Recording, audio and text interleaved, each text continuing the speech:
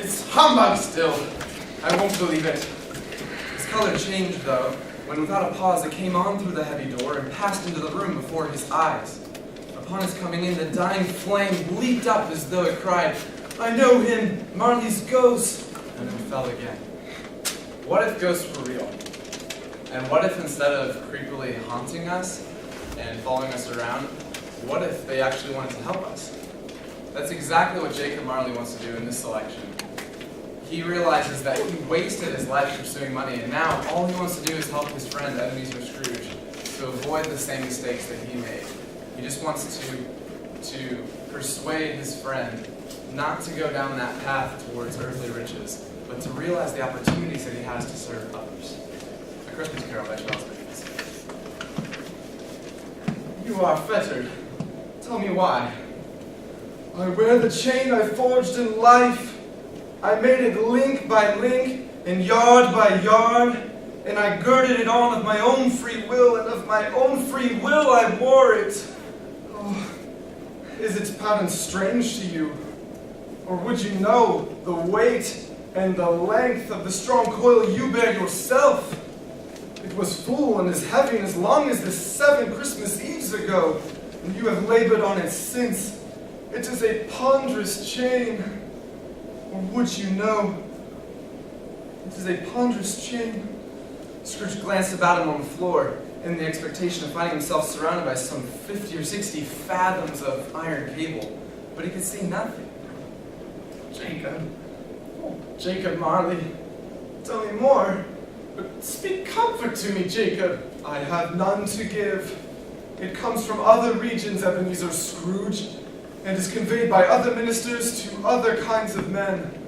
Nor can I tell you what I would. A very little more is all permitted to me. I cannot rest. I cannot stay. I cannot linger anywhere. My spirit never walked beyond our counting house. Mark me! In life, my spirit never roved beyond the narrow limits of our money-changing hole, and weary journeys lie before me. You must have been very slow about it, Jacob. Slow! 7 years dead and traveling all the time? The whole time! No rest, no peace, incessant torture of remorse. You travel fast? On the wings of the wind. You might have got over a great quantity of ground in 7 years. Oh, captive, bound, and double-ironed, not to know that any Christian spirit working kindly in its little sphere, whatever it may be, will find its mortal life too short ere its vast means of usefulness. Not to know that no space of regret can make amends for one's life opportunity misused. Yet such was I.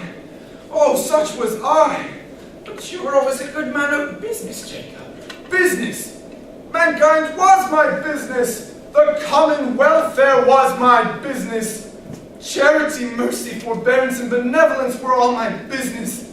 The dealings of my trade were but a drop of water in the comprehensive ocean of my business. Oh, and at this time of the rolling year, I suffer most. Why did I walk through crowds of my fellow beings with my eyes turned down, and never raise them to that blessed star which led the wise men to that humble abode? Oh, were there no poor homes to which its light would have conducted me? Hear me, my time is nearly gone. I will, but don't be hard up on me. Don't be flowery, Jacob, pray. How is it that I appear before you in this shape that you can see I may not tell?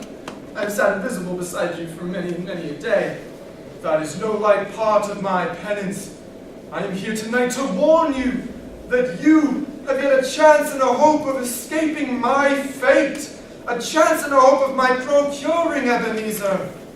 You were always a good friend to me. Think you will be haunted by 3 spirits. Is that the chance and hope you mentioned, Jacob? It is. I think I'd rather not. Without their visits, you cannot hope to shun the path that I tread. Expect the first tomorrow when the bell tolls 1. Couldn't I just take them all at once and have it over, Jacob? Expect the second. And the next night at the same hour, the third upon the next night with the last stroke of 12 has ceased to vibrate. Look to see me no more, and look that for your own sake you may remember what has passed between us.